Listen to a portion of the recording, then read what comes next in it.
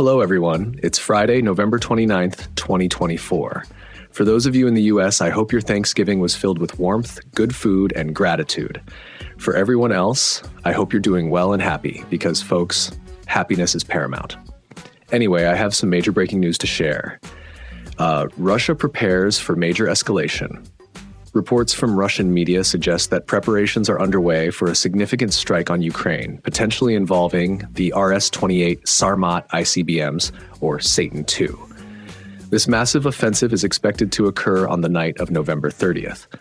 Russian forces are reportedly finalizing targets and neutralizing air defenses, while President Putin plans to issue a warning to Ukrainian civilians tomorrow before the launch. Notably, Putin has stated that decision-making centers in Kyiv could be targeted, a chilling escalation in this ongoing conflict.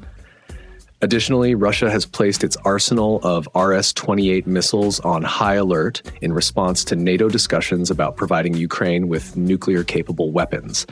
These missiles are among the most destructive in the world, capable of delivering enormous payloads, and this development underscores the growing risk of a nuclear confrontation. That whole situation is so flipping crazy. Global military preparations intensify. In Serbia, President Aleksandar Vučić has announced that the country is preparing bomb shelters for the first time in over a decade. Vučić admitted that Serbia had ceased maintaining its shelters around 2011-2012, allowing them to fall into disrepair. Now, with the potential for nuclear war looming, Serbia is strengthening its military and restoring these shelters. This comes less than a week after Germany announced similar measures to prepare its population for the unthinkable. Here in the United States, however, we currently have 0 public bomb shelters. Let that sink in for a bit. NATO's strategy and Ukraine's future. Foreign intelligence reports reveal that NATO, recognizing its inability to inflict a strategic defeat on Russia in the current conflict, is considering freezing the war in Ukraine. This would allow time to rebuild the Ukrainian armed forces and prepare them for another attempt at victory. NATO is already establishing training centers within Ukraine, aiming to train at least 1 million Ukrainian soldiers while working closely with Western military-industrial companies to bolster Ukraine's defense capabilities. But NATO's plans go even further. Under the guise of a peacekeeping contingent, the West intends to effectively occupy Ukraine. Here's how the zones would break down. Northern Ukraine and Kyiv, controlled by the UK. Central and eastern Ukraine, controlled by Germany. Western Ukraine, controlled by Poland. The Black Sea coast, controlled by Romania. This plan would involve deploying 100,000 so-called NATO peacekeepers into Ukraine. However, this strategy directly contradicts Russia's objectives in the war.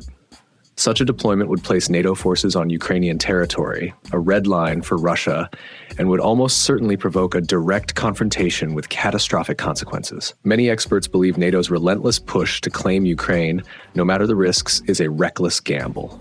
As one observer put it, nuclear war be damned. The spoiled brat children of NATO want what they want. Other developments. Iran's nuclear push. Iran has informed the IAEA of plans to ramp up uranium enrichment and bring new centrifuges online, sparking fears of an accelerated nuclear weapons program. Recent seismic activity in Iran has raised suspicions that nuclear testing may already be underway. To monitor the situation, the U.S. has deployed specialized reconnaissance aircraft. Escalating cyber threats.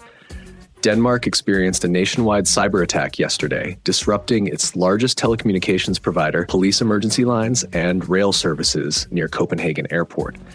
The incident underscores the growing risks of cyber warfare amid global tensions. The bigger picture: if it's not clear, the world is on edge, with escalating conflicts, nuclear threats, and geopolitical power plays converging in ways we haven't seen in decades.